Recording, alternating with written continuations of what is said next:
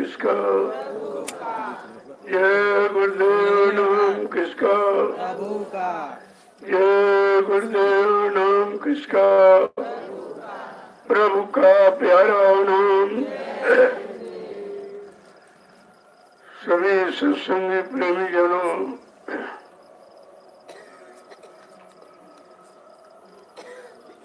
यह संत मत के प्रेमियों को चाहिए नित्य नियम से अपनी जीवात्मा के कल्याण उद्धार के लिए नाम की कमाई करनी चाहिए। सुमरन ध्यान भजन, यह नाम की कमाई जब करोगे तो जीवात्मा जगेगी और इसका दिव्य आंख कान खुलेगा। जब आंख कान खुल जाएगा, उधर के दृश्य को देखेगी, उधर से आई आवाज को सुनेगी, जो निरंतर 24 घंटे इस मनुष्य मंदिर में आ रही है। इसी को ब्रह्मवाणी, आकाशवाणी, ईश्वरवाणी, अनंतवाणी कहा गया। लेकिन ये आवाज जीवात्मा के कान से सुनी जाएगी, शरीर के कानों से नहीं।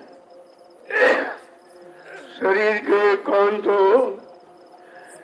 यहाँ की आवाज, इधर काल माया के देश से, और जीवात्मा के कान उधर अपने घर से आ रही आवाज उसको सुनेगी।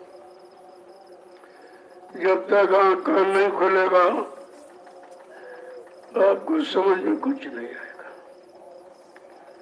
अभी तो आपने शुरुआत की, क्योंकि कभी यहाँ ऐसा रहा नहीं और न किसी जीव को मालूम है कि जीवात्मा जगती है, जीवात्मा में आंख कान नाक है कि नहीं है, और जीवात्मा कैसे जाएगी, अपने घर पहुंचेगी, ये राज यहाँ नहीं। ये तो अभी संत महापुरुषों ने खोला। इसमें तुलो मंडल पर लगभग 750 वर्ष पूरे होने जा रहे हैं जब से संत महापुरुषों का आगमन हुआ। इसके पहले संत आए ही नहीं थे, और जो अवतारी शक्तियां, ऋषि मुनि, योगी महर्ष, ये आते जाते थे, लेकिन संत नहीं आए थे। जब संत नहीं आए तो किसी जीवात्मा का अंत नहीं था कि काल माया के देश से निकलकर घर पहुंचे, क्योंकि रास्ता, ज्ञान, अनुभव, जानकारी यहाँ किसी को नहीं।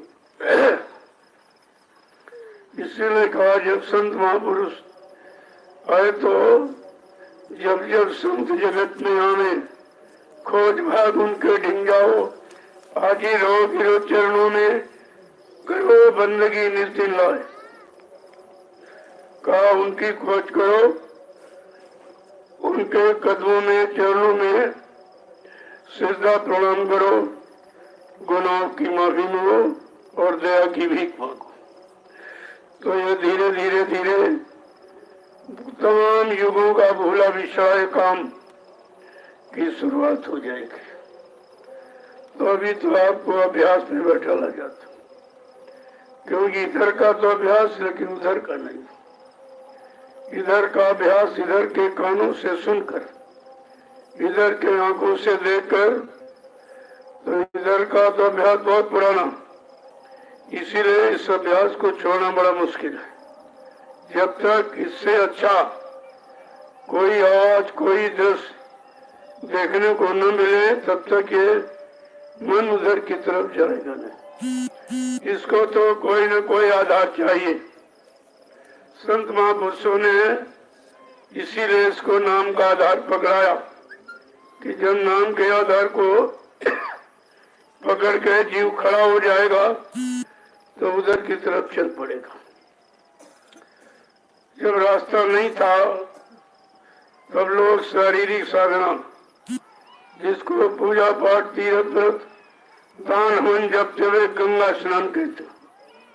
ये इसलिए सिखाया गया कि आगे संत महापुरुष आएंगे, आगे कलयुग आएगा, उस कलयुग के जीवों को सही सच्चे रास्ते पर खड़ा करने के लिए संत महापुरुष आएंगे और उनको इसकी जरूरत पड़ेगी।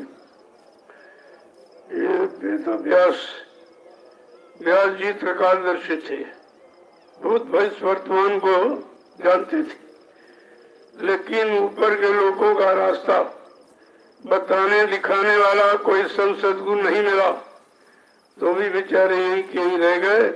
लेकिन उनको ये दिखाई दिया कि आगे द्वापर के बाद कलयुग आ रहा, और कलयुग सबसे खराब लड़ाई झगड़े का, मार काट, हिंसा, झूठ, छल, कपट, बेईमानी, धोखाधड़ी, व्यभिचार, कुपचार, गंदे खान पान का युग होगा।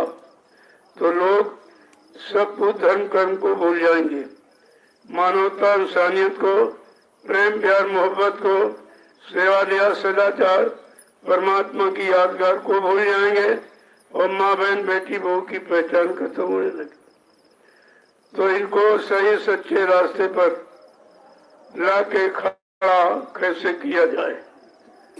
तो वेद व्यास जी ने इसी भूमि पर जिस पर आप बैठे हो, यहाँ 88,000 ऋषियों की मंत्रणा से उन्होंने श्रीमद् भागवत पुराण की रचना की और उसमें केवल सही सच्चे रास्ते पर चलना, मानव अच्छे खान पान में रहे, अच्छी संग सोबत में रहे, अच्छे कर्म करे तो संत महापुरुषों को पहचान लेगा। ये संत महापुरुषों की पहचानने की युक्ति थी। इसमें कोई भगवान परमात्मा खुदा मिलने के नहीं थे, क्योंकि खुदा परमात्मा ऐसे नहीं मिलता सीधे, वो किसी के वसीले, किसी के जरिए। तो कहा संत महापुरुष एक जरिया है, एक वसीला है। जब उनकी शरण में जाओगे, उनके आदेश हुक्म का पालन करोगे, उनके वचनों को मानोगे, उन पर विश्वास करोगे, तो वो तुम्हारी जीवात्मा को जगाने की युक्ति नाम दान दे देंगे। फिर तुम नाम की कमाई आत्मा के घाट पर बैठ के करना, तो तुम्हारी ये जीवात्मा जगेगी, आंख का ना खुलेगा। तब इसको ये ज्ञान होगा कि हमारा देश, हमारा लोक, मेरा मंडल किधर है, मेरा सच्चा प्रीतम मालिक किधर है। तब उसको ये जानकारी होगी। जानकारी होते ही उसको बेचैनी हो जाएगी, बहुत तड़प और विरह अपने घर जाने की, अपने मालिक प्रीतम से मिलने की शुरू हो जाएगी। लेकिन इतना आसान नहीं है। क्यों? बहुत युग काल और समय निकल गए, इसको इधर फंसे उधर का तो भूल गई और इधर वाले फंस गई। अब उधर का ज्ञान कराए और इधर छुटकारा दिलाए, तब तो संभव हो सकता कि मतलब इसका काम हो जाए। यहाँ तो निकालने वाला भी कोई नहीं, क्योंकि जो आए वो खुद ही फंसे हैं। जो खुद फंसा आपको कैसे निकालेगा? जो खुद काम, क्रोध, लोभ, मोह, अहंकार में फंसा और भोगों के दलदल में, वो तुम्हें कैसे निकालेगा? अब तो कोई निकला हुआ होना चाहिए जो बाहर खड़ा हो, डोरी फेंक दे और तुमको भोगों के दलदल से फंसे से निकाल ले। लेकिन जब डोरी समझ में आ जाए आपके कि डोरी फेंकी गई कि नहीं, डोरी क्या है, का नाम और शब्द की डोरी, ये फेंकते हैं संत महापुरुष, और उसी नाम डोर शब्द डोर को पकड़ा के और धीरज से जीवात्मा को अपने घर की तरफ मुखातिब कर देते। है तो बहुत कठिन, लेकिन मिल जाए तो बहुत सरल। और मिल जाए तो उनसे मिल लो, उनको अपना बना लो, वो तुम्हारे बन जाए तो ये काम सरल हो जाएगा। अभी है उनकी पहचान करना बड़ा कठिन है, क्योंकि उनकी यहाँ कोई पहचान पहले से तो है नहीं, कभी आए नहीं तो पहचान कहाँ। लेकिन इसीलिए उनको मेहनत और परिश्रम करनी पड़ी कि जीवों को कैसे परिचय दिया जाए, कैसे जानकारी दी जाए कि मैं किस काम के लिए आया हूँ और कौन सा काम करके जाऊंगा। जब इतना प्रचार, इतनी जानकारी इस भूमंडल पर किसी ने नहीं दी है जितने बाबा जी गुरुदेव जी महाराज, और आपने उनको अपना गुरु बनाया, लेकिन ये भी नहीं समझ पाए कि गुरु का काम क्या होता, गुरु किस काम के लिए आता है और कौन सा काम करके जाता। शंका संदेह भूल भ्रम दूर करने के लिए सदगुरु दयाल ने अपना परिचय दिया, लेकिन तुमने परिचय को सुना फिर भी भूल गए। और परिचय एक दिन नहीं, 60 साल, 10 जुलाई 1952 से 2012, ये 60 साल का समय आपको जगाने, चिताने, होश में ले आकर खड़ा करने में मतलब यानी दिया गया, लेकिन तुम्हारी समझ में कुछ नहीं आया। वो 60 साल का समय आपने ऐसे ही बर्बाद कर दिया। तो जब भूल गए और कुछ नहीं रहा, तो एक छोटी सी लीला और परीक्षा हुई और सब फेल हो गए। जब जानकारी नहीं तो फेल तो ही जाओगे आप। कहने का मतलब यह है कि जानकार जानकारी देने आया, लेकिन आपने उस जानकार से जानकारी ली नहीं, केवल सुन तो ली, लेकिन लेकर अपने जीवन में आपने उतारा नहीं है। उतारा होता तो तुम्हारा जीवन शंका संदेह भूल भ्रम की तरफ नहीं जाता, सच्चाई को पकड़कर अपने काम में आप लग जाते और अब तक जीवात्मा का काम शुरू हो गया होता। लेकिन आपने कुछ किया ही नहीं। जब करोगे नहीं तो मिलेगा क्या? तो इसलिए समय मिला है, ये समय मिला अति सुंदर। ये मानव तन का सौभाग्य इस कलयुग में सबसे सुंदर। क्यों? शरीर तो अन्य युगों में भी मिला, लेकिन वो संत नहीं मिलते। वो परमात्मा से मिलाने वाले, जीवात्मा को जगाने वाले, पाप कर्मों में माफी दिलाने वाले संत महापुरुष नहीं मिले, इसलिए मानव जीवन बेकार चला गया। जबकि सतयुग त्रेता द्वापर में अच्छे जीव थे, मतलब त्यागी तपस्वी थी, बैरागी थी, उम्र भी अच्छी थी, खान पान भी अच्छा था, भाव विचार अच्छे थे, लेकिन सत्कर्म करने वाला, कराने वाले संत महापुरुष नहीं मिले थे। इसलिए जीवात्माओं का कोई काम नहीं हुआ। यहाँ पर लंबे समय तक रहे। सतयुग में 1 लाख वर्ष की उम्र थी और त्रेता में 10,000 वर्ष की और द्वापर में 1,000 वर्ष की। इसी शरीर की उम्र जो हम आप शरीर लिए बैठे हो, इसी शरीर की उम्र इतनी थी। और ये कलयुग आया तो 100 वर्ष की रहेगी। ये सब उम्र कैसे कम हुई? भोगों में फंसकर आपने इस उम्र को खो दिया। जो समय मानव शरीर का मिला वो सब भोगों में खत्म हो गया और उम्र रह गई आपकी 100 वर्ष इस कलयुग में।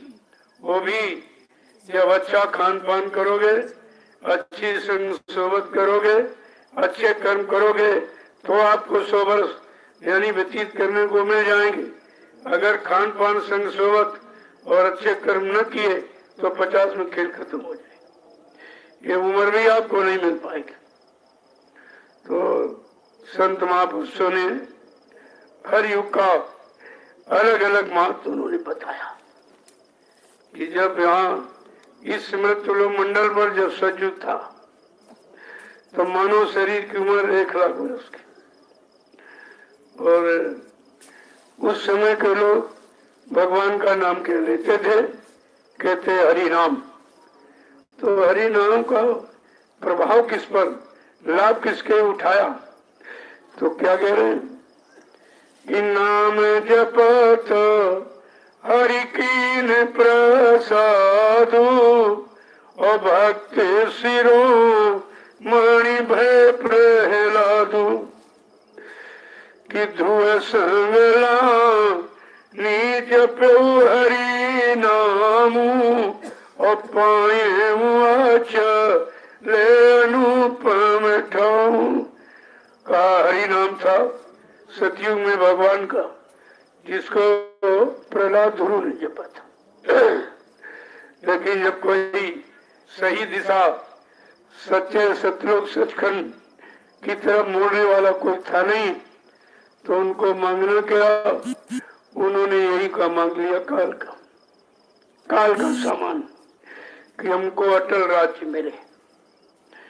नहीं तो जीवात्मा के बारे में मांग लेते, लेकिन जब कोई था नहीं, न देने वाला, न बताने वाला, न समझाने वाला, तो कहा कि उस समय के लोग साधना क्या करते थे। ये इसलिए बताया गोस्वामी जी महाराज ने, कहीं कलयुग का जीव इन युगों के नाम में फंस न जाए, इन युगों की साधना पूजा पाठ में कहीं फंस न जाए, नहीं उसका समय व्यर्थ में चला जाएगा और लाभ मिलेगा नहीं आपको। इसलिए उन्होंने इशारा किया कि सतयुग होगी सब में ज्ञानी और करी हरि ध्यान नेत्रे भो प्राणी। का सब योगी थे, भोगी नहीं थे, क्योंकि सतयुग में पहला युग था, प्रारंभिक अवस्था जीवों की आने की थी, तो सब योगी थे, कोई भोगी नहीं था। और थोड़ा सा ध्यान किया समय के नाम हरि का, तो हरिधाम पहुंच गए थे। हरिधाम था, जो नाम जिस लोक से आता उस नाम का स्मरण करने से, उसके अनुसार चलने में से उस नाम की वहां तक की आपकी पहुंच हो जाती। तो वहां लोगों को पहुंचा दिया।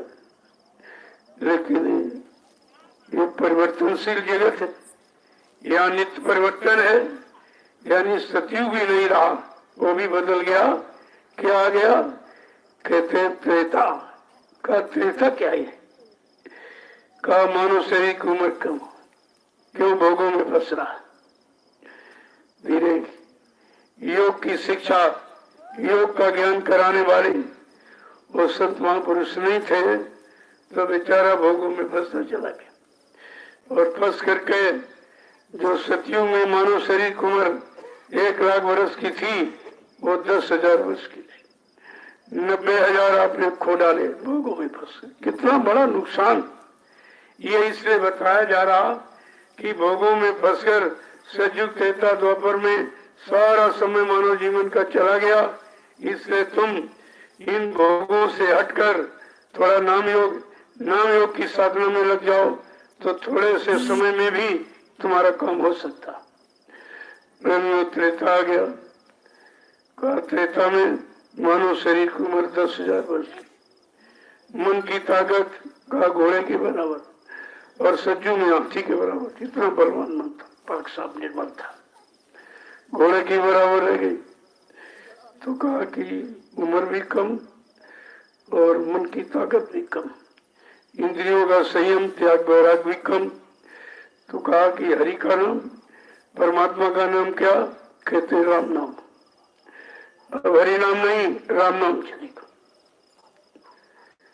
और कहा उस समय त्रेता के लोगों के लिए साधना क्या रखी, वो भी बताया कि त्रेता युग के लोगों के लिए साधना क्या है। मतलब खोल के कहा उन्होंने, मतलब यानी कि एक एक चीज को बहुत समझा के कहा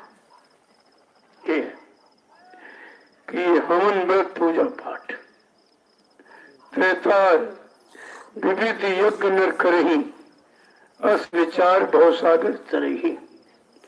त्रेता में हवन यज्ञ पूजा पाठ जो कलयुग में कर रहे हो, ये तुम्हारा नहीं है।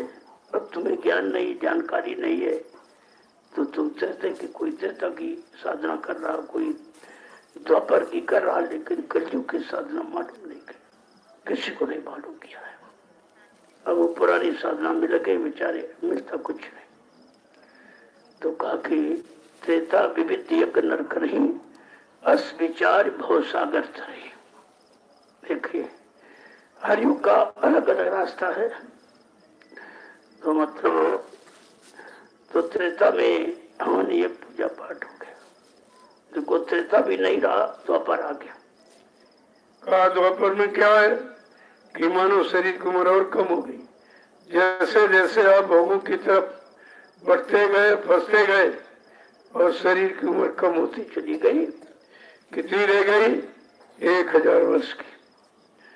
और भगवान का नाम क्या कहते? कृष्ण नाम चलेगा। हर युग में नाम बदला, कहा राम नाम नहीं, कृष्ण नाम चलेगा। तो द्वापर की ये लोग पूजा पाठ क्या करेंगे कि द्वापर युग प्रभु पद पूजा। द्वापर में भगवान की पैरों की पूजा, यानी मूर्त पूजा। जो आज कर रहे हैं लोग, वो द्वापर का। इसीलिए पूजा करके भी न कोई देवी न देवता मिला, न कोई भगवान खुदा, कुछ नहीं मिला बेचारे। क्योंकि वो तुम्हारे समय की साधना नहीं है, तुम्हारे समय की साधना नहीं है, तुम्हारे लाभ की साधना नहीं है। तो कहा कि इस तरह से जीव बेचारे भसे पड़े हैं। द्वापर युग प्रपद पूजा, द्वापर में भगवान की पैरों की पूजा। इसलिए द्वापर में वेद व्यास ने ये तरीका रखा और श्रीमद् भागवत पुराण को सुनाकर द्वापर के जीवों के लिए आज नहीं। क्यों? द्वापर युग में है। और श्रीमद् भागवत सुनाई थी सुखदेव मुनि ने, और किसको? राजा परीक्षित को। ये किस मर्ज की दवा है? भागवत किस मर्ज की दवा है? कहते हैं उनको तक्षक काटने का और वो मर जाएंगे। इसमें उनको चिंता हो गई। तो राजा की इस चिंता को हटाने के लिए सुखदेव मुनि ने उनको शरीर के बारे में बताया कि राजन, ये शरीर तुम्हारा नहीं है। तुम्हारे पहले तुम्हारे परिवार वंश में कितने राजा आए, सब शरीर छोड़ के चले गए। तो तुमको भी जाना, तुम चिंता क्यों करते हो उसके बारे में? केवल तक्षक के काटने की चिंता और दुख को दूर करने के लिए सुखदेव मुनि ने और परीक्षित जी को कथा सुनाई। अब न किसी को तक्षक काटा है, न कोई परिचित है, न सुनाने वाला सुखदेव मुनि। ये सब नाटक हो रहा है और इससे न किसी का भला नहीं होना, क्योंकि वो अपने समय के, और जिनके लिए था वो तो चले गए मर के। सुनाने वाले सुखदेव मुनि चले गए, सुनने वाले परिचित भी चले गए। अब ये नाटक किया जा रहा कि एक को परिचित बना दो, एक दूसरे मुनि बन गया, मतलब यानी बाचने लगा और सुनाने लगा।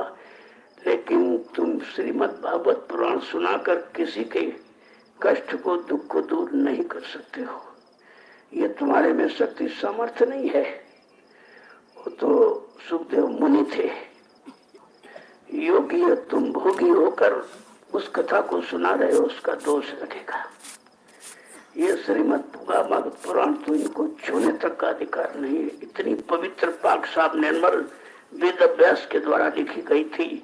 वो परीक्षित जैसे धार्मिक त्यागी राजा को जब शंका हो गई, मरने मौत की, तो शंका के निवारण के लिए इस कथा का अनुष्ठान किया गया था। अब ये सब नाटक हो रहा, एकदम धर्म की अवहेलना, धार्मिक शास्त्रों की अवहेलना, धार्मिक शिक्षा ग्रंथ ऋषि मुनियों की अवहेलना। तो कितना बड़ा पाप लाद रहा है, इसका क्या होगा? इस पर लोगों को विचार करना चाहिए। जैसे दवा आप लेते हो, अगर एक्सपायर डेट की दवा लोगे तो फायदा नहीं करेगा। एक्सपायर डेट, समय निकल गया, ये एक्सपायर डेट में सब सुना रहे हैं। कहाँ द्वापर, कहाँ कलयुग। दवा थी द्वापर की और कलयुग में एक्सपायर डेट में सुनाई जाएगी तो नुकसान करेगी, लाभ के बजाय फायदा नहीं करेगी, नुकसान करेगी। लेकिन जब ये ज्ञान हो इनको, तब तो ये अज्ञानता है।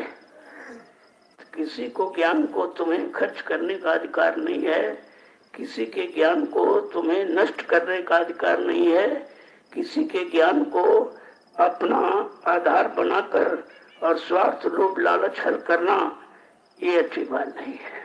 इसका खामियाजा उठाना पड़ेगा।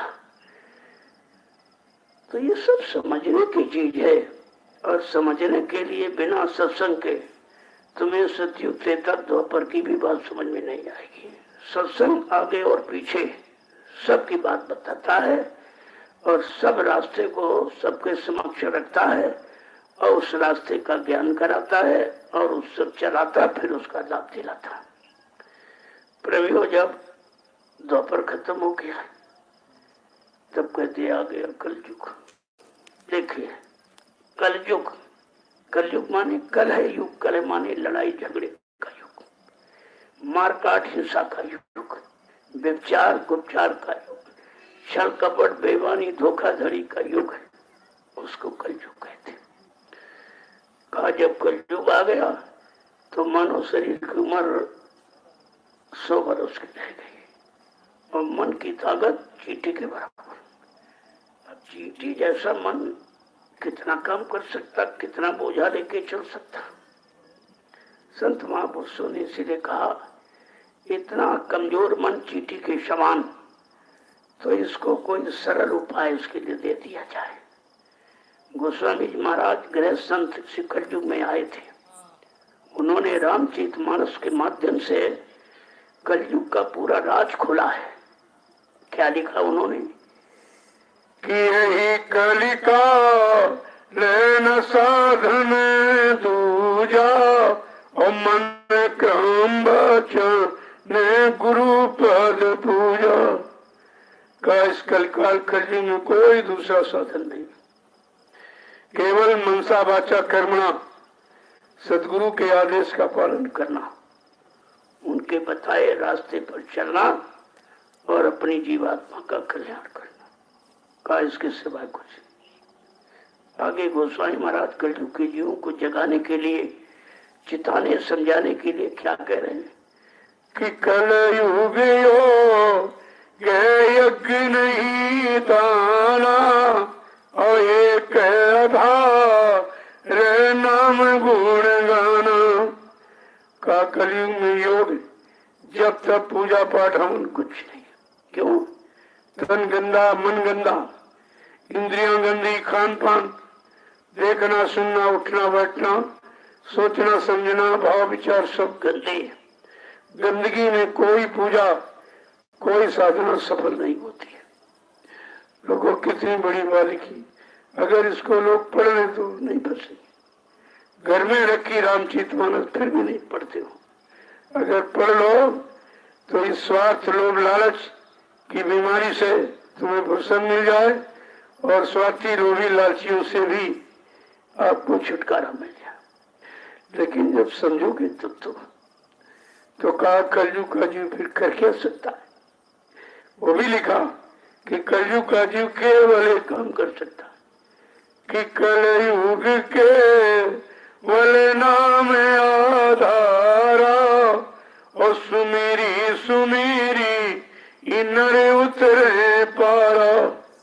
केवल एक काम कर सकता है, नाम को पकड़कर नाम का सुमरन करके वो अपना काम बना सकता है। अब कौन सा नाम कलयुग में आएगा, किसी ने बताया आज तक आपको? अरे त्रेता सतयुग का तो हरि नाम, त्रेता का राम नाम, द्वापर का कृष्ण नाम बताया, लेकिन कलयुग का नाम किसी ने आपको नहीं बताया। ये जितने लाल पीले कपड़े या दाढ़ी बाल छापा तिलक जले हो, ये सब मतलब पाखंड है, बायडंबर है। क्या इन लोगों ने कभी कलयुग का नाम बताया है? जब कलयुग के जीवों को अपने समय का नाम नहीं मालूम तो काम कैसे होगा? जब हर युग में नाम से काम हुआ तो कलयुग के जीवों को भी नाम समय का मिलना चाहिए ताकि उनका भी काम हो जाए। संत गोस्वामी जी महाराज ने रामचरितमानस के उत्तरकांड में इशारा किया कि कलयुग में कौन सा नाम होगा। उन्होंने इशारा करके कहा है कि मतलब कि नाम आधार होगा कि गुरु बीन भाव ये निधि तरह ना कोई और जो भी रांची इस शंकर साम होई। का भवसागर पार जाने के लिए कलयुग के जीवों के लिए गुरु नाम आएगा। जब गुरु नाम का स्मरण करेंगे उनका ध्यान करेंगे और गुरु नाम जब पकड़ लेंगे और गुरु नाम का बेड़ा भवसागर में लगा देंगे और विश्वास के साथ जीव जब उस नाम बेड़े पर बैठ जाएगा तो अपने घर को चला जाएगा। ऐसे छुटकारा दिलाने की बात संत महापुरुषों ने कलयुग के जीवों के लिए दी। अब देखिए आप, यहाँ बताई नाम की नौका और उधर कागज की नौका लगाए कि भागवत सुन लो, गीता सुन लो, पुराण सुन लो, कुरान सुन लो, भागवत सुन लो। अरे कागज की नैया कभी पार जाएगी कि मझधार में डूब जाएगी? कागज की नैया बनाए झूठा संदेश फंसाने के लिए जीवों के लिए रखा हुआ है और आप इसे समझ नहीं पा रहे हो। जब आप सत्संगों में आओगे तो सतयुग त्रेता द्वापर की भी बात आपकी समझ में आ जाएगी और कलयुग में जीवों के लिए सर्व साधना क्या है वो भी आपकी समझ में आ जाएगी। लेकिन इशारा किया है कि कलयुग में केवल नाम, कलयुग केवल नाम आधारा, सुमेर सुमेर नर उतरे भारा। जब कलयुग में केवल नाम, केवल माने अकेला नाम आएगा। ये इस भूमंडल पर जितने नाम आए कोई अकेला नहीं है। ब्रह्मा, सावित्री, विष्णु, लक्ष्मी, शंकर, पार्वती, राम, सीता, कृष्ण, राधा, देवी और देवता, ये सब सहायक शक्तियों के साथ आए। लेकिन गोस्वामी जी महाराज ने कहा नहीं, जब कलयुग में अकेला नाम आएगा वो नाम जीवों का उद्धार करेगा। प्रेम योग गुरु अकेला नाम है। आगे जय, पीछे देव लगा दिया। आपको शंका हो गई कि जय गुरुदेव नाम कहां से? अरे बीच में गुरु बैठा है। जय गुरु देव। जय माने शिष्टाचार और गुरु माने जगाने वाला, देने वाला, और देव माने देवता। ठीक है, कैसा गुरु जो सब कुछ दे, आपसे कुछ न ले। तो देवताओं की पहचान भाई, ऐसे कौन कौन से देवता हैं जो आपको सब कुछ देते हैं, बदले में कुछ नहीं लेते? कहा पहला है धरती देवता, जिस पर आप बैठे हो, ये आपसे कोई किराया नहीं मांगती। और ये ना हो तो आप टिको खड़े किस पर रहोगे, जिंदा किस पर रहोगे, और आपसे कुछ नहीं लेती। कितने बुरे काम करते हो उसी पर, कितनी गंदगी फैलाते हो, लेकिन कोई किराया आपसे नहीं मांगते। ये है पहला देवता, धरती देवता।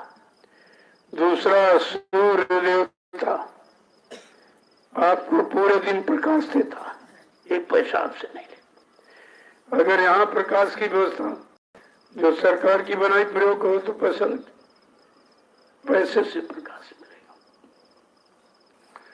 देखिए पहले। तीसरा है चंद्र देवता।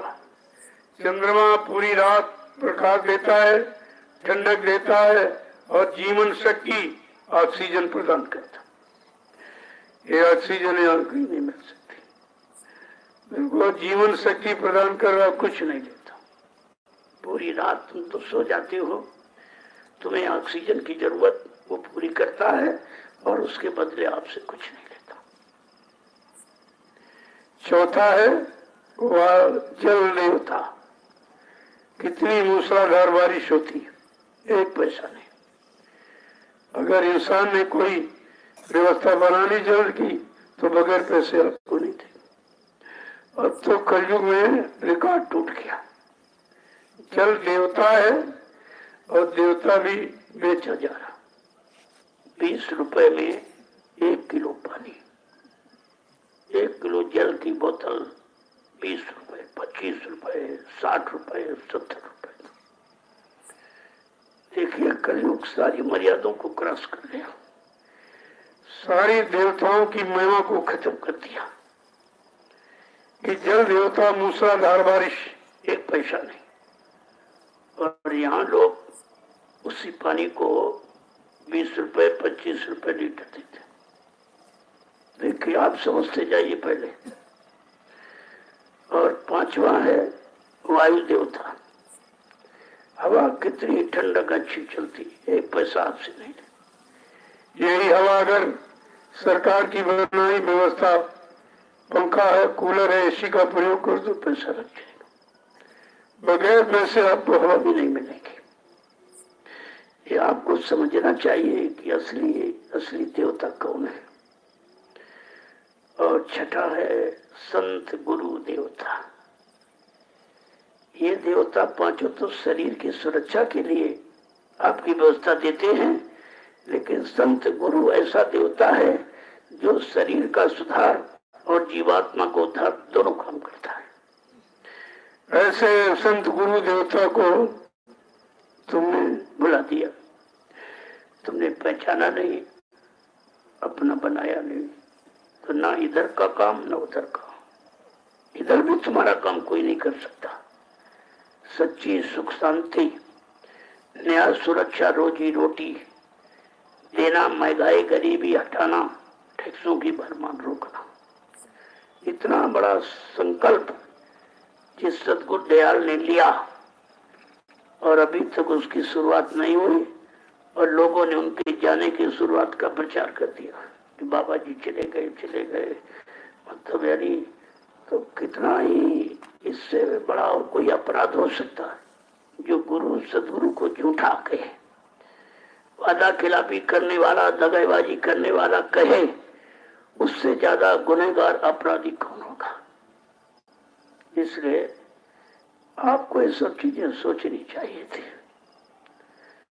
इसीलिए संत महापुरुषों ने लिख के बताया कि कलयुग में संत देवता है, उस देवता का निरादर, उनका अपमान, उनकी अवहेलना अगर किया जाए तो इससे बड़ा कोई अपराध नहीं। यह सबसे बड़ा अपराध है। और आप सब अपराधी हो। जब अपराधी हो तो सजा पाने के अधिकारी हो गए, लेकिन फिर भी जिसका आपने अपमान किया, अवहेलना की, उसने फिर अपनी दया से एक बार आपको फिर ये मौका दे दिया, जाओ मेरे संदेश को सबके कान तक पहुंचा दो। एक बार इनको फिर मौका दे दो। सृष्टि में किसी अपराधी को मौका नहीं दिया गया, दंडित किया गया। लेकिन कितना महान देवता है जो वो चीज देने आया जो सृष्टि में किसी के पास है ही नहीं। देगा क्या? वो है नाम की युक्ति, जिससे जीवात्मा जगे, अपने घर पहुंचे। तो कहने का मतलब ये है, जब आप सत्संग सुनोगे तभी तो आपको समझ में आएगा। और ये चीज कोई नहीं बताए, कहीं चले जाओ, सब अपने स्वार्थ मतलब की दुकान लगाए हैं। तुम्हारे दुख दर्द से, तुम्हारे नुकसान से, तुम्हारी परेशानी से उनका कोई मतलब नहीं है। वो केवल अपने मतलब की बात करते हैं, यानी स्वार्थ की बात। लेकिन संत सद्गुरु परमार्थ की बात करते हैं, जिसमें सबका भला हो, हर जीव का, हर प्राणी मात्र का भला हो। जो ऐसा काम करने आया, सबका भला करने आया, आपने उस मालिक को नहीं पहचाना, उसकी आवाज को और उसके वचनों को और उनकी योजना भूमिका को आपने बिल्कुल नहीं पहचाना। इसीलिए देखो सब मारे मारे घूम रहे। अभी क्या है, जो जिस खराब समय की आपको सूचना दी गई थी कि आगे घोर कलयुग आ रहा, तुम्हारी सुनने वाला, तुम्हारे दुख दर्द को दूर करने वाला, तुम्हारे आंसू के रंग पोंछने वाला कोई दिखाई नहीं देगा। तब तुमको समरस सदगुरु के वचन याद आएंगे। सत्संग तब आपको याद आएगा। अगर पहले से उन वचनों को संभाल के रखा होता, आज वो दुख की घड़ी नहीं आती। लेकिन आपने किया नहीं, और चलो किया नहीं यहाँ तक ठीक, लेकिन आपने बदनाम किया उसको कि झूठ बोल गए, वादाखिलाफी कर गए, दगेबाजी कर गए। ये आपने और कहा और प्रचार कर रहे, अब भी हो रहा। यानी गुनहगार अब भी अपने गुनाहों की माफी मांगता नहीं, बल्कि गुनाह पर गुनाह कर रहा। जब किसी सत्य को छिपाने में चाहे 1000 झूठ बोलो आप, लेकिन सत्य को छिपाया नहीं जा सकता। और 1000 झूठ बोला, उसकी सजा मिलेगी आपको। जिसके लिए आपने झूठ बोला वो सत्य कोई नहीं छिपा सकता है। जैसे सूरज पर बादल कितना प्रभाव जमाए लेकिन सूरज को हमेशा ढक नहीं सकते। जब तेज हवाएं चलेंगी तो बादलों का पता नहीं चलेगा। ऐसे संत सूरज है जो सारे विश्व को प्रकाश देने आया, ज्ञान देने आया, सही सच्चे रास्ते पर चलने की प्रेरणा बल देने आया है। कहा जिस दिन संत सूरज तुम्हारे सबके सामने आके खड़ा हो जाएगा और तुम्हारे आंखों पर, कानों पर, बुद्धि पर चढ़ा पर्दा खत्म हो जाएगा तो ये उल्लू चमगादड़ कहाँ छिपेंगे? ये उल्लू चमगादड़ कहाँ छिपेंगे? जो मतलब यानी कह रहे चले गए, मर गए और धोखा दे गए, मतलब यानी ये कहाँ जाएंगे, इनका क्या होगा? लेकिन वो दयालु हैं, फिर भी एक बार दया कर दिया कि नहीं, इसमें कुछ बेचारे ऐसे बहुत थोड़े दिनों के नामदानी हैं जिनको वचन मालूम नहीं है, संदेश सुना नहीं है, भविष्यवाणी उनको मालूम नहीं है, उनके लिए कहा एक बार फिर ये छूट का अभियान जारी कर दो। तब ये अभियान चलाया गया और जानकारी एक बार फिर दी जा रही है। लेकिन अगर अब की बार जीव नहीं जागा तो अपना बरद हस्त तुम्हारे सिर पर से हटाकर ये कुदरत को दे देंगे। फिर कुदरत क्या करेगी? जो पहले किया, हिरण्यकशिपु को मारा, रावण को मारा, कुंभकर्ण को मारा, जरासंध को मारा, कंस को मारा, क्योंकि तुम्हारा भी वही कर्म है और सजा तुमको भी वही मिलेगी। अभी तो आपके लिए संभाल, ये संभाल और माफी का ये चल रहा है अभियान का। एक बार कह दो, एक बार सुना दो, बता दो, समझा दो, चिता दो, जगा दो, तो नहीं कोई ये न कह सके कि हमको बाबा जी का संदेश नहीं मालूम था, हमको उनके वचन नहीं मालूम थे जो हमारी जीवात्मा के कल्याण के लिए, हमारे शरीर को शुद्ध करने के लिए थे। फिर कोई जीव मतलब ये कह नहीं सकता। प्रेमियों, इसलिए अभियान ये जारी हुआ है और उसका भी समय निश्चित निर्धारित है। कोई चीज चली है तो उसका समय निश्चित है और वो समय जब तक नहीं आ रहा तब तक ये वायुमंडल में उनकी वाणी का प्रसारण होता रहेगा और जिस दिन समय खत्म होगा, वाणी का विराम हो जाएगा। जब वाणी का विराम हो जाएगा तो कुदरत खुल के नंगा नाच नाचेगी। कुदरत के नंगे नाच में विनाश के सिवा कुछ दिखाई नहीं देगा। सब विनाश ही विनाश, सब खून ही खून, मतलब यानी तो इसलिए बचाने का प्रयास तो किया जा रहा है। लेकिन तुम बचने के लिए खड़े हो तब तो, बचने के रास्ते पर चलने लगो तब तो, और बचने वाली नीति रीति को मान लो तब तो होगा। तो इसलिए एक एक वचन को बड़ी सावधानी के साथ सुना करो। ये है सत्संग असली, इसमें कोई बनावट, कोई सजावट नहीं है, बिल्कुल निखालिश है। और इन वचनों को अगर समझ लो तो वजन कम हो जाएगा कि हम कलयुग में बैठे हैं, हमको कलयुग की साधना करनी चाहिए, कलयुग का जगाया नाम उसका स्मरण करना चाहिए, तब तो ठीक है। अब आपका पिता जैसे शरीर से चले गए और उनकी फोटो घर में टांगे हो तो पिताजी का काम कम करेंगे? पिताजी कोई काम, कोई सलाह आपको दे सकते हैं? ऐसे सब ये फोटो कोई पत्थर का है, कोई कागज का है, मतलब यार इसे आप टांगे घूम रहे हैं। समझ में किसी के नहीं आया कि जड़ काम करता कि चेतन। क्या कृष्ण भगवान फोटो पत्थर की मूर्ति थे? तो महाभारत किसने किया? अगर फोटो था तो महाभारत किसने किया? अगर राम कैलेंडर फोटो है तो रावण से संग्राम किसने किया? बात तो चेतन की है, लेकिन तुमको जड़ में फंसा के सुनाया जा रहा और तुम्हारी समझ में नहीं आ रहा चेतन काम करता कि जड़ काम करता। इसलिए तुमको हर पल क्षण घड़ी सत्संग की महती आवश्यकता है।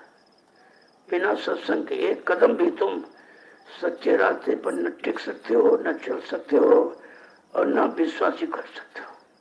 इसे कहा करिए नित्य सत्संग, बाधा सकल मिटाए, फिर ऐसा अवसर ना मिले दुर्लभ नर्तन पाए। हर रोज दर रोज प्रतिरोज 100 किलोमीटर तक अगर आवाज मिल जाए तो आपको सब काम छोड़ के सत्संग में शामिल शरीक हो जाना चाहिए कि पता नहीं उस सत्संग से तुम्हारा कौन सा काम हो जाए, कौन सा भाव पैदा हो जाए कि वहीं से तुम्हारे काम की शुरुआत हो जाए। इसलिए सत्संगत संसित कर मूला, जब कहीं संत हुए अनुकूला, ये भी लिख दिया। ऐसे जो पिछले संत आए का नहीं, उनके वचनों से नहीं काम होगा। वो अपने समय में आए, अपने समय के जीवों के लिए उन्होंने वचन उच्चारण किया, रास्ता रखा, जिन लोगों ने माना, विश्वास किया, उनका काम हो गया, उनका काम हो गया। कहने का मतलब है समय का सदगुरु, समय का जगाया नाम ही तुम्हारे काम आएगा, और जो पिछले आए और चले गए उनसे आपको कोई काम नहीं हो, काम वो नहीं करेंगे। अगर एक ही संत से काम, कबीर साहब से काम हो जाता तो ये हजारों संत क्यों आए थे? अगर उन्होंने पूरा काम कर दिया होता सारी जीवात्माओं का, तो समृद्ध मालिक को स्वतः भूमंडल पर मानव शरीर धारण करने का जरूरत नहीं थी, क्यों आए? ये सब विचारणी विषय है और ये हर सत्संगों में नहीं होता, क्योंकि ये खास सत्संग खास प्रेमियों के लिए है, जिन प्रेमियों को अपनी जीवात्मा की चिंता है और अपने पाप कर्मों की माफी कराने की फिक्र चिंता है, उन जीवों के वास्ते ये वचन प्रसारित किए जाते हैं। जय गुरुदेव, जय गुरुदेव, जय गुरुदेव, जय गुरुदेव। नाम किसका? जय गुरुदेव। नाम किसका? प्रभु का प्यारा नाम। अब आप लोग खड़े हो जाओ, खड़े हो जाइए। जो जहाँ बैठा वहीं खड़ा हो जाए। जब इतना छोटा सत्संग देता हूँ तभी आप सोने लगते, फिर जगोगे कब? कब जगोगे? कब चलोगे? घर पहुंचोगे? अब यही सो रहे होगी। कितना लघु सत्संग होता है, छोटा, और उसमें वो भी तुम्हारे बस का नहीं। अब आप ये अपनी परीक्षा करो कि जब वचनों की मार पड़ती है तुम्हारा मन एकदम सुस्त हो जाता है, नींद की गोद में चला जाता है, उन वचनों को सुन ही नहीं पा रहा, बर्दाश्त नहीं कर पा रहा। तो इन वचनों को बर्दाश्त करना सीखो। इसलिए मैं बहुत थोड़ा समय लेता हूँ, क्योंकि आप दिन भर सेवा करते हो, शरीर थका हुआ होता है, तो ये ताजगी मिल जाए। जैसे रोटी खाने से ताजगी, ऐसे वचन सुनने से आत्मा और मन को ताजगी मिलती है। लेकिन कब?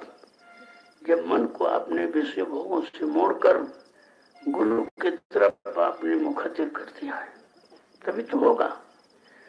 अब जब मुंह आपका उधर है तो इधर कुछ नहीं सुनेगा। अब भी तुम्हारा मन उधर ही है, उधर ही सुनने का सुना करता है, इधर तरफ कभी चिंतन भी नहीं करता। मैं थोड़ा समय लेता हूँ कि आपको ये खुराक मिल जाए तो मन, बुद्धि, चित्त ये भी पाक साफ निर्मल हो जाए और जीवात्मा जी के घर की तरफ चल पड़े। ये मेहनत इसलिए की जा रही। जय गुरुदेव, जय गुरुदेव, जय गुरुदेव, जय गुरुदेव। नाम किसका? प्रभु का। जय गुरुदेव। नाम किसका? प्रभु का। प्रभु का प्यारा नाम। जय गुरुदेव, जोर से बोलो, जय गुरुदेव, सब मिल बोलो, जय गुरुदेव, बोलना होगा, जय गुरुदेव, अभी से बोलो, जय गुरुदेव, दुख दर्द हरेंगे, जय गुरुदेव, सब कष्ट हरेंगे, शांति भी देंगे। जय गुरुदेव। सबके दाता, जय गुरुदेव। सबके मालिक, जय गुरुदेव। प्रेम से बोलो जय गुरुदेव। ये नाम नहीं इंसान का, ये नाम है प्रभु का, ये काम नहीं इंसान का। ये काम है प्रभु का। जय गुरुदेव। जय गुरुदेव। इसीलिए बार बार कहा जाता है सत्संग में आओ, थोड़ा हाथ मुंह धोकर, तो थोड़ी सुस्ती नहीं आएगी। और जब थोड़ी ठंडक लगेगी तो सुस्ती नहीं आएगी। और छोटा मोटा कपड़ा, कोई भारी कपड़ा पहन लो तो सो जाओगे आप। ऐसा छोटा हल्का कपड़ा डालो जिससे हल्की हल्की सर्दी महसूस होती रही तो ये जगता रहेगा। और जब आप मोटा कपड़ा ओढ़ के बैठ जाओगे तो सो जाओगे आप। ये सब ख्याल आपको रखना चाहिए। जब कुछ लेना है, कुछ सीखना है, कुछ करना है, कुछ लाभ प्राप्त करना है, तो आप उसके नियम के अनुसार आपको चलना पड़ेगा। बगैर नियम सिद्धांतों के कुछ नहीं होगा। तो मैंने वो थोड़ा सुन लिया है, लेकिन ये कह रहा हूँ जब भी सत्संग में आओ चुस्त फुर्त होकर बैठो और एक एक वचन को ऐसी टकटकी लगा कर सुनो कि कोई वचन निकलने न पावे। पता नहीं कौन सा वचन निकल जाए जो हमारे लाभ का था, क्योंकि सारा वचन तो लाभ तुम्हें नहीं उठा पाओगे, लेकिन कोई न कोई वचन ऐसा हम सबको लिए होता है जो सबको लाभ देता है। अब वचन तो बहुत तरह के जीव हैं, बहुत तरह के वचन हैं, और जो जैसा बैठा वो वचन उसको वैसे ही सुनाई देता। एक बार मथुरा कार्यक्रम में कुछ विदेशी आए और सत्संग हो रहा था, तो यहाँ के यूपी माने भारत के लोगों ने पूछा, अरे भाई तुमको सुनाई समझ में आ रहा है? बाबा जी तो हिंदी में बोल रहे हैं। उसने कहा नहीं, वो हमारी भाषा में बोल रहे। देखिए, जो क्षर अक्षर निश्चर के पार खड़ा है, उसको उसके वचन उन जीवों को अपनी भाषा में ही सुनाई देते हैं। यही तो सबसे बड़ी बात है, और इस चमत्कार को कोई नहीं जानता। तो सबके मुआफिक, सबके मुताबिक वचनों का उच्चारण होता है, और वचन सबको लाभ देते, लेकिन अपने अपने भाव विचार के अनुसार। जय गुरुदेव। जय गुरुदेव। जय गुरुदेव। जय गुरुदेव। जय गुरुदेव। जय गुरुदेव। जय गुरुदेव। नाम किसका? प्रभु का। प्रभु का प्यारा नाम। जय गुरुदेव। सतयुग कौन लाएंगे? जय गुरुदेव। विश्व में शांति कौन लाएंगे? जय गुरुदेव। जन जन में प्रेम कौन लाएंगे? जय गुरुदेव। स्वामी जी का कहना है शाकाहारी रहना है। क्या खा पी कर हुए खराब? अंडा मछली मांस शराब। क्या खाने से होगी भलाई? साग सब्जी दूध मलाई। अब कुछ होने वाला है, वक्त बदलने वाला है। जो अभी समझ न पाएंगे, वो बार बार पछताएंगे। जो अभी जान न पाएंगे, वो जीवन भर पछताएंगे। जो अभी जाग न पाएंगे। वो जीवन भर पछताएंगे। स्वामी जी की वाणी है, सतयुग की अगुवानी है। यदि स्वामी जी की बात न मानी, निकल कचू मर जाएगा। यदि स्वामी जी की बात न मानी, निकल कचू मर जाएगा।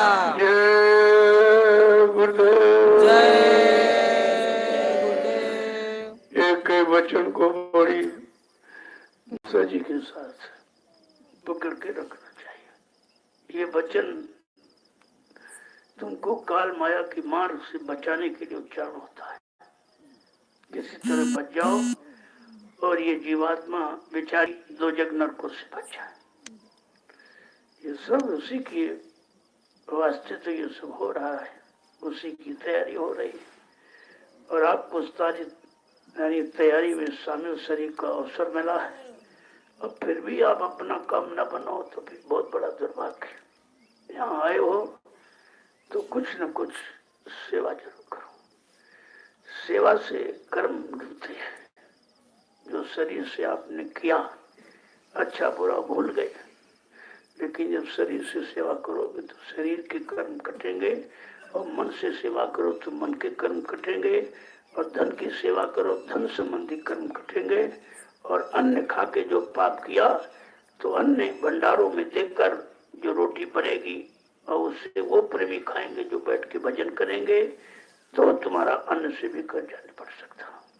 लेकिन भजनानंदी को भोजन कराओगे तो ऐसे तुम लाखों लोगों को कहीं भोजन करा दो, कोई लाभ नहीं। वो लाभ नहीं बल्कि कर्म कर्जा चढ़ जाएगा वहां और नहीं। तो इसलिए कहा भाई बिना सत्संग बिना सतगुर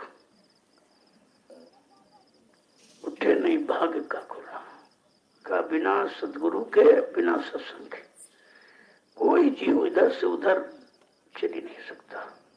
चारों तरफ रास्ता कलयुग ने बंद कर रखा, और तुम्हारे बस का नहीं कि उसके रास्ते को तुम तोड़ दो। काम क्रोध लोभ मोह अहंकार इनमें किसी को भी तोड़ेगा तुम्हें, तुम्हारे पास साहस बल नहीं है, तुमको ही तोड़ देता। काम तुमको बार बार तोड़ करके मरोड़ करके गिराता रहता और तुम कुछ नहीं कर पाते। ऐसे क्रोध लोभ मोह अहंकार अपना अपना काम सब करते हैं, सब गिराने का काम करते हैं, और बिना सतगुरु के वचनों के इनसे कोई छुटकारा कोई पा नहीं सकता, इनसे कोई जीत नहीं सकता। तो इसलिए कहा है साधु सिंह सबान है, गर्जे अनुभव ज्ञान, काम क्रोध लोभ मोह छोड़ भागे मैदान। ये सारा मैदान छोड़ के भाग जाते हैं अगर सतगुरु के वचनों को मानकर और तुम इंद्रिय निग्रह हो जाओ, यानी इंद्रियों को उधर से हटाकर इधर सत्संग में और सेवा में और भजन में लगा दो, तो कितने जन्मों का बिगड़ा काम तुम्हारा जल्दी ठीक हो सकता। जय गुरुदेव। 12 तारीख को कार्तिक पूर्णिमा है, उसके उपलक्ष्य में यहाँ कार्यक्रम होगा। जो प्रेमी यहाँ हैं उनको सत्संग का अवसर मिलना चाहिए, और पूर्णिमा का लाभ पूरे गुरु की पूर्णमासी होती है। जो पूरा सदगुरु उसकी है पूर्णमासी, और वही जीवात्मा को पूर्ण पद दिला सकता है। तो बड़ा सौभाग्य है जो प्रेमी मौजूद हैं, या जिनको आप सूचना दे सकते हो तो दे दो, उनका भी भला हो जाए। आ जाएंगे, उनको एक सत्संग मिल जाएगा, जानकारी। तो 12 तारीख को है, तो उसकी आप थोड़ी तैयारी कर लो, क्योंकि मैंने 6 जिलों को ये कारोबार सौंपा था, लेकिन कोई नहीं है। उनका इतना दुर्भाग्य, कुछ कर ही नहीं, ले ही नहीं पा रहा। मथुरा की तरह कितना लाभ दिया जाए, मथुरा वासियों किसी को कोई लाभ नहीं मिला, सब परमार्थी लाभ से वंचित रह गए। और यहाँ भी लाभ सीतापुर के प्रेमियों को ले, वो भी वंचित सब है। वो एक तमाशा समझते, आए चले गए, आए चले गए। अरे आने जाने में क्या तुम्हारा आवागमन खत्म होगा? जब आते जाते में समय निकाल रहे हो, ऐसी हाजिरी से यहाँ कोई लाभ मिलने वाला नहीं है। जब तक यहाँ टिक कर सेवा नहीं करोगे तब तक इस भूमि का लाभ नहीं। क्यों? ये ऋषियों मुनियों की तपस्या वो भूमि है, ऐसे यहाँ से कुछ नहीं मिलेगा। उन्होंने कितनी मेहनत, कितने हजारों वर्षों तक यहाँ ऐसे खड़े रहे बगैर कपड़े के, बिल्कुल मतलब कोई उन पर उनके लिए कोई मतलब वो धूप छांव से बचने का कोई साधन थोड़ी था। हजारों वर्ष खड़े रहे, तो उनकी उस तपस्या से, क्योंकि वो हठ योग था, उससे कोई परमार्थी लाभ नहीं मिलने वाला था। लेकिन उनकी तपोभूमि पर जब कोई परमार्थी संत महापुरुष आ जाएगा और परमार्थ का काम शुरू कर देगा, तो उनको भी लाभ मिलेगा जिन्होंने जमीन को जगाया, शुद्ध किया, और जो इस जमीन पर आएंगे उनको भी लाभ मिलेगा।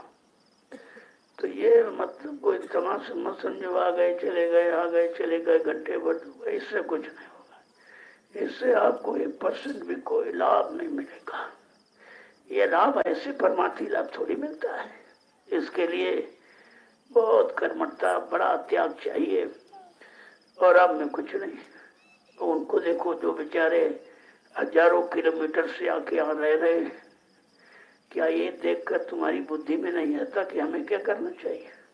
तुम्हारे घर में आए हुए तुम ना बग जाते हो तो तुमको मिलेगा क्या? जब उनकी सेवा नहीं कर पा रहे हो और जो संदेश इशारा दिया रहा वो भी सेवा नहीं, ये भगने वाली सेवा किसने सिखाई तुमको? ये किसके आदेश का पालन करते हो? अपनी इच्छा से। इसलिए उसका कोई लाभ नहीं मिलेगा। ये समझ सुन लीजिए। मैं धीरे धीरे बहुत सख्त हो जाऊंगा। हमको भीड़ लगाने की आवश्यकता बिल्कुल ही नहीं। हमको पाक साफ निर्मल जीव चाहिए जो अपना काम करें और ऐसी भूमिका व्यवस्था यहाँ बना दें कि दूसरों का भी लाभ हो जाए। ऐसे प्रेमियों की जरूरत है। उसी की तैयारी हो रही है। धीरे धीरे धीरे धीरे ये सब चटनी कटनी सब हो जाएगी। आप देखते जाइए, तुम्हारे देखते देखते ये सब हो जाएगा और तुम देखते ही रह जाओगे। जो लाभ है वो भी तुम्हारे से वंचित हो जाएगा। इसलिए पहले बच्चों को समझा करो, क्योंकि समाज और परिवार की सेवा की व्यवस्था सत्संग से ही होगी। अगर मान लीजिए कोई दुर्घटना हो गई तो क्या कर लोगे तुम? कोई जीव परिवार का चला गया, तुम क्या कर सकते हो? महामारी आ गई, सब पैसा डॉक्टर घर चला जाए, तुम कुछ नहीं कर सकते। और यहाँ से बीमारी हटा दी जाए, परेशानी हटा दी जाए तो लाखों लोगों का लाभ हो गया। लेकिन वो लाभ तुमको दिखाई नहीं देता है। जो समय खराब आ रहा, उस खराब समय से बचाने के लिए अगर तुम्हारी मृत्यु से रक्षा कर दी जाए तो इससे बड़ा लाभ है कोई दुनिया में? क्या मौत से कोई बचा सकता? लेकिन संत मत में उसका भी उपाय है। अगर गुरु पर अपने आप को आत्म समर्पित कर दो तो तुम मौत से भी बचा सकता है सब। लेकिन लेने वाला तो चाहिए कोई। जय जय गुरुदेव। अब आप सत्संग का प्रसाद ले लीजिए। आपने मेहनत की दिन भर मिट्टी ढोई है, लेकिन जब मिट्टी डालने जाओ तो जय गुरुदेव नाम उच्चारण करते रहो। तुम्हारा सुमरन भी चल रहा और सेवा भी हो रही, क्योंकि सेवा तो हाथ पैर से करते हो और जीभ से कुछ नहीं। और सारा स्वाद जीभ लेती है, तो उस जीभ से ये भी काम लो ताकि गंदे खराब स्वादों से भी उसको लाभ मिल जाए। ऐसा नहीं है, नाम तमाम तरह से काम करता है, लेकिन नाम की महिमा जब समझ में आपके आ जाएगी तो मिट्टी ढो सबसे बढ़िया सुमरन का तरीका है। मिट्टी ढो रहे हो, सुमरन कर रहे हो, मिट्टी ढो रहे हो, सुमरन कर रहे हो। काम करते रहो, नाम जपते रहो, काम करते रहो, नाम जपते रहो। कितना सरल सुमिरन, कितना सरल पूजा। उस पूजा का कितना बड़ा लाभ जो तुम किसी पूजा से लाभ प्राप्त नहीं कर सकते हो, उस समय के नाम की स्मरण से आपको लाभ मिलेगा। और झंडे की जब थक जाओ, झंडे की परिक्रमा करना। अगर मन बेचैन हो रहा, सेवा में नहीं लगता, फट से टोकरी रख दो और परिक्रमा करने लगो। आने बैठ तक फिर भी मन नहीं लगता है तो बैठ जाओ, कान में उंगली डालो। ज्यादा थक गए तो लेट जाओ उंगली डालकर और अंदर अंदर जय गुरुदेव। बहुत तरीके हैं शैतान मन को, लेकिन जब तरीके अपनाओ तब तो लाभ। जब तुम सुनते ही नहीं तो अपनाओगे क्या? इस धरती पर किसी का नुकसान नहीं होगा, क्योंकि ये धरती अलग है। 88,000 ऋषियों की तपोभूमि, एक एक की नहीं है, 88,000। सोच लीजिए आप कितना बड़ा लाभ है। लेकिन उस लाभ को तुमको कैसे मिले, तुम्हारे तक कैसे पहुंचाया जाए, इसलिए धरती पर व्यवस्था की गई कि सत्संग करो, सेवा करो, भजन करो। ये है तरीका लेने का। और आप जब आते नहीं तो करोगे कि आए भग गए, आए भग गए। ऐसे भगोड़ों से कुछ होगा नहीं, उन पर विश्वास भी मत करना। ऐसे में विश्वास मत करना, वो कुछ नहीं, केवल अपने को धोखा दे रहे, किसी को धोखा नहीं दे सकते। लेकिन आपको उनकी तरफ दृष्टि रखना ही नहीं चाहिए, अपने काम में लगे रहो। जो तुम्हें बता दिया गया इसी में लगे रहो जब तक यहाँ रहो, और अपने मन को फुर्सत ही न दो कि इधर उधर भगे, इधर उधर जाए, क्योंकि इसको काम चाहिए। काम नहीं दोगे तो ये इधर उधर भगेगा। तो यहाँ पर इतना काम है और यहीं पर इसको कंट्रोल करना सीख लो तो घर जाओगे कोई परेशानी नहीं होगी। ये प्रशिक्षण केंद्र, ट्रेनिंग सेंटर है मन के लिए। तो आपको तो ये बहुत सरल है, कुछ करना भी आपको नहीं। इतना सरल आप नहीं कर सकते तो कठिन वाला कैसे करोगे। जय गुरुदेव। अब आप सत्संग का प्रसाद ले, मैं नीचे बैठ जाऊंगा, प्रसाद आपको मिल जाएगा।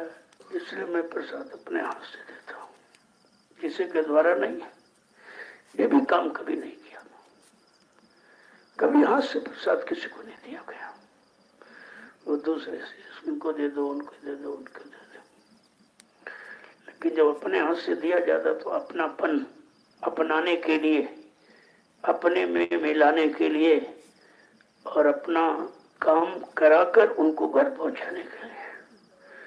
हर मसलहत में कोई ना कोई राज होता है। अब ना समझो बातें गलत की है तो आप उस सत्संग का प्रसाद ले लीजिए। ये प्रसाद मन के लिए है और वो प्रसाद शरीर के लिए भंडारे में जो खाते हो लाभ उसमें भी है। तो इसलिए जो रोटी बनाते हैं उनके भी भाव अच्छे होने चाहिए। मैंने थोड़ा कभी देखी, एक ही दिन में भंडारे के अंदर गया, उसमें जहाँ निकलता तो रोज हूँ, रात में देखता रहता हूँ भाई कहाँ कौन कैसे सो रहा, क्या कर रहा। लेकिन एक दिन मैंने इनका भंडारा पकड़ा तो ये भगवान लिए बैठा था, हमने खोल, इसमें क्या खोलो तो सब जली काली रोटी, नहीं किसके लिए संभाल के रखे। यहाँ सीतापुर का रहने वाला, उसको तो अच्छी अच्छी रोटी खिलाते हो। जो खेतों में काम कर रहे हैं वो देर से आएंगे क्योंकि घंटी लगी, वो सुबह फट से बैठ जाते, वो तो वहीं घूम रहे, वो उसी चक्कर में रहते ही, बस से रोटी खा चले जाएंगे, मिलेगा कुछ। मैंने कहा नहीं, जो भंडारे की सेवा कर रहे तुम्हारी सेवा जब मानी जाएगी, सर्वप्रथम रोटी उनको खिलाओ जो परिश्रम कर रहे हैं। अब ये खेती का काम देखो सामने, ये कोई व्यापार के दृष्टिकोण से नहीं है, ये तुम्हारे भंडारे की व्यवस्था को हल करने के लिए, क्योंकि 1000 रुपए की सब्जी लगभग रोज लगती है। इतनी तो सेवा तो किसी से ली नहीं जाती। जो आप श्रद्धा सेवा भाव में मेरे हाथ में देते हो, मैं उसी को इनको देता हूँ। मैं क्या करूँगा, उसमें आपके लगा देता हूँ। तो अब ये अगर सब्जी आपकी तैयार हो जाए, एक तो शुद्ध मिलेगी, किसी शराबी कबाबी के हाथ की नहीं मिलेगी, शुद्ध मिलेगी और तुम्हारी गाड़ी कमाई से बनी जमीन की है, किसी दूसरे जमीन की भी नहीं है। अब ये प्रेमी जो सेवा करें, सबसे बड़ी सेवा है ये खेती की। कितनी जल्दी देखो, मूली तैयार हो गई, पालक तैयार हो गई, बहुत जल्दी आपके लिए व्यवस्था हो गई। तो आप इसी का प्रयोग करें। मैंने व्यवस्थापक से कहा कि बाजार की कोई सब्जी मत लाओ, पता नहीं किस शराबी कबाबी के हाथ की सब्जी खाने का भी असर खराबी होता है। इन सब बातों को ख्याल में रखकर ये व्यवस्था आपकी जमीन पर आपके लिए व्यवस्था बना दी गई। अब आप लोग इसकी देखभाल करो, इसमें मदद करो तो जल्दी से तैयार हो जाए हमेशा के लिए। अब की बार इतना आलू आपका तैयार हो जाएगा, साल भर आपको मोल ले लेना पड़ेगा। बड़े बड़े कार्यक्रम होंगे, उनमें भी इनका प्रयोग हो जाएगा, क्योंकि ये 1000 बोरा निकलेगा, थोड़ा बहुत नहीं निकलेगा। और इसी तरह से ये आपकी और सब्जियां तैयार हो रही धीरे धीरे। कहने का मतलब ये है, थोड़ा सा तेल शुद्ध, रिफाइन ये सब लेते हो, सबको गंदा संदा है, ये सब पथरी बनाने वाला। जितना तेल आप मोल करते हो तेल नहीं है, पतली बनाने वाला। तो आपके लिए वो भी सरसों बो दिया गया कि भाई आपके लिए शुद्ध तेल तैयार हो जाए, शुद्ध सब्जी तैयार हो जाए। और इसी तरह आपका सेवा भाव बना रहा तो 4-6 एकड़ जमीन और मिल जाए तो धान और गेहूं भी उत्पन्न हो जाए। सब शुद्ध अपना, किसी का भरोसा नहीं, अपना खाओ, अपना कमाओ, आपकी व्यवस्था बन जाए और सब लोग मिलजुल के काम करो, ये परिवार चल जाए। ऐसे परिवार में सब मिलजुल के काम करते तो अच्छा होता है। ऐसे गुरु परिवार है, इसमें सब लोग मिलजुल के काम करो, आपकी सारी आपत्तियां और सारी बीमारियां सब खत्म हो जाएंगी। सेवा करोगे तो आपत्तियां चली जाएंगी, और शुद्ध भोजन करोगे तो मन की खराबी निकल जाएगी। ऐसा नहीं, बहुत दूर दराज तक लाभ देखा गया है, तब ये व्यवस्था आपके लिए बना के तैयार कर दी गई। तो इसलिए हर प्रेमी का फर्ज ये नहीं है सबका किसी और का काम, आपका काम है, आपकी जमीन है, आपके लिए है, आपका काम है, आप सबको करना चाहिए। मैं तो निमिष मात्र खड़ा हो गया, मेरा इसमें कुछ नहीं है, केवल ये देखभाल जरूर है कि भाई तुम्हारे पैसे का, तुम्हारी सेवा का कहीं दुरुपयोग न होने पाए, इतनी तो देख रेख रखता हूँ, इतनी ढील छूट नहीं रखता हूँ। जहाँ गड़बड़ी देखता हूँ फिर कहता भाई तुम ऐसा घर जाओ, भजन करो, जब मन ठीक हो जाए फिर आ जाना। निकालना न भगाना नहीं होता, लेकिन तरीका जरूर अपनाया जाएगा। भाई तुम्हारा मन अगर खराब है, सेवा में नहीं लग रहा है, ये सब यहाँ की सेवा में भी तुम्हारा मन खराब, तो फिर कहाँ ठीक होगा, इसलिए घर चले जाओ, जब मन ठीक हो जाए फिर आ जाना। ऐसे ऐसे तमाम लोगों को, और धीरे धीरे योजना में चलाता रहूंगा और ये गंदगी से हटाता रहूंगा। परमानेंट यहाँ पर किसी का अधिकार नहीं होगा। कान खोल के सुने, कोई भी हो, किसी का अधिकार नहीं है। इस जमीन के प्रयोग करने का अधिकार सबको है, जमीन का अधिकार नहीं आपको। जमीन में जो है प्रयोग हो रहा उसका प्रयोग का अधिकार है आपको। आप करके आप जमीन को सिर पे लाद के ले जाओगे, तो सिर पे उठाने वाली चीज है, झोली में रखने वाली चीज तो है नहीं। तो इस जमीन का प्रयोग करने का अधिकार आपका पूरा है, और आप इसमें तरह तरह की सब्जियां, अनाज, दालें पैदा करो, और शुद्ध भोजन और शुद्ध भजन। मगर भोजन के भजन नहीं होगा, ये सब देखा गया, और तभी ये व्यवस्था आपके लिए बना के तैयार कर दी गई। और कितनी जल्दी, ये है मालिक की दया। ये 10 साल कोई जमीन नहीं बना सकता था, क्योंकि अपरिचित क्षेत्र में, अपरिचित क्षेत्र में इतनी बड़ी जमीन बनाना बगैर मालिक की मौज के कोई हो नहीं सकता था। और कितनी जल्दी हुआ, और पूर्णिमा में कार्यक्रम हुआ जुलाई में, और अगस्त में जमीन बन गई 1 महीने के अंदर। इसका मतलब बहुत बड़ी जरूरत, आवश्यकता मालिक को है, क्योंकि 97 में जो कहा गया उसी को पूरा किया जा रहा है। मैं अपनी मौज मर्जी से कुछ नहीं करता हूँ। 97 में यही नदी किनारे जब गुरुपूर्णिमा का कार्यक्रम हुआ, तब अंत में कहा गया बच्चा ये 88,000 ऋषियों की तपोभूमि है, और इसी भूमि से सतयुग के अंकुरण निकलेंगे। तो जब भूमि होगी तभी तो अंकुरण निकलेंगे। अगर मथुरा को पाक साफ रखा गया होता तो यहाँ जमीन बनाने की क्या जरूरत है। इतना गंदा कर दिया, सब शराब, कबाब, मुर्दा मीट के अलावा वहां कुछ नहीं हो रहा। इसलिए पहले इशारा था कि महात्मा जिस जमीन को छोड़ देंगे या छोड़ देते हैं, उस जमीन पर जाने से बच्चा कोई लाभ नहीं मिलेगा। और महात्मा जमीन और जायदाद, रुपए पैसे, धन दौलत से कभी बंधे नहीं होते। जहाँ राम तहाँ अवध निवास हो, जहाँ राम वहीं अयोध्या बन जाएगी, जहाँ गुरु वहीं गुरुद्वारा बन जाएगा। तो आप इस चक्कर में क्यों हो, ये सब सोचना है, गंदगी दिमाग से निकाल दीजिए।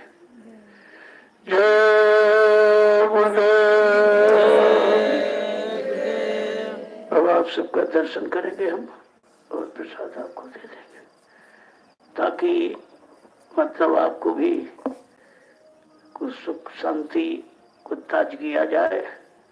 क्योंकि ये प्रसाद तमाम तरह की गंदगी को निकाल बाहर करता है। ऐसे थोड़े दिया जा रहे, ऐसे तो बाजार में खरीद के आपने बहुत दिन खाया लेकिन कुछ मिला।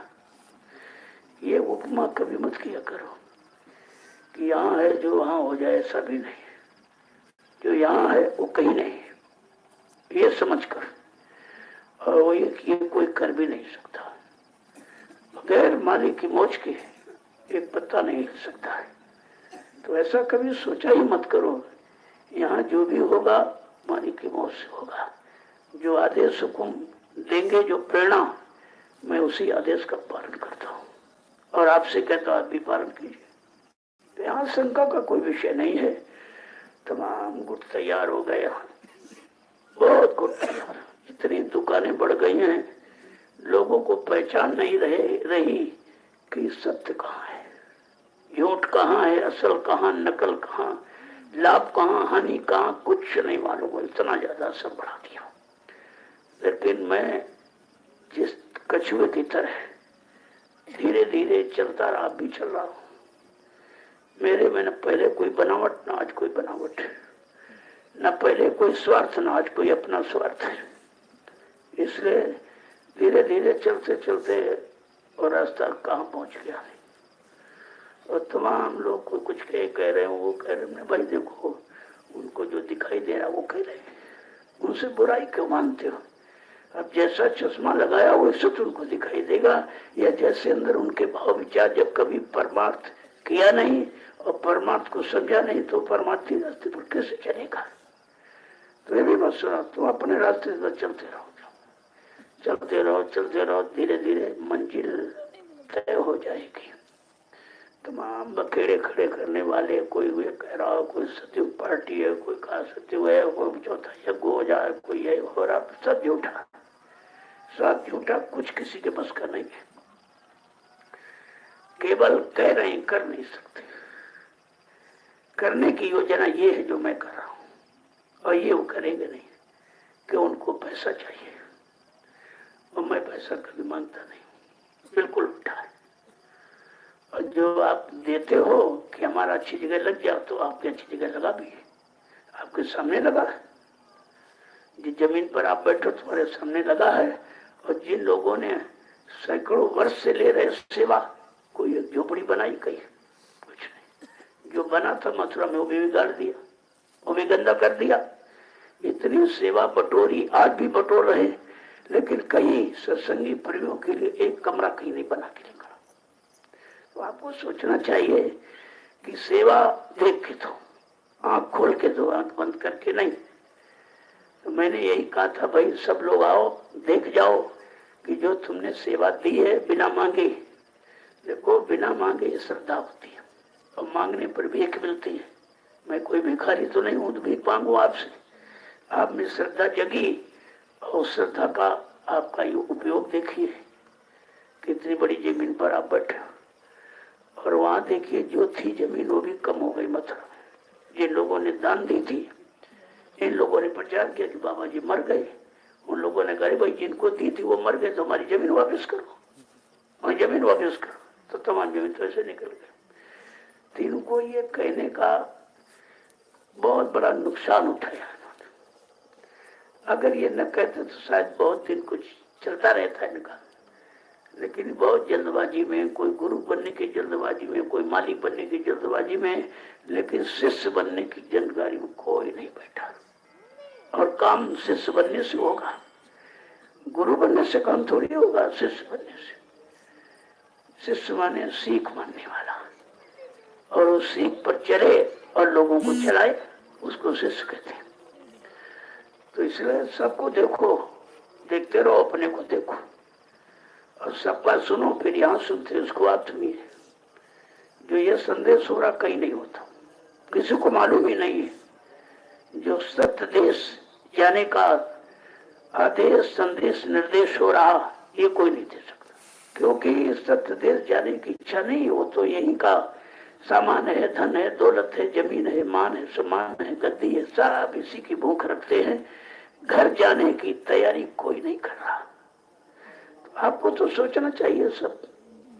इसलिए बचनों को सुनोगे तो फिर शंका से बच जाओगे और आपका काम हो जाएगा। जय गुरुदेव।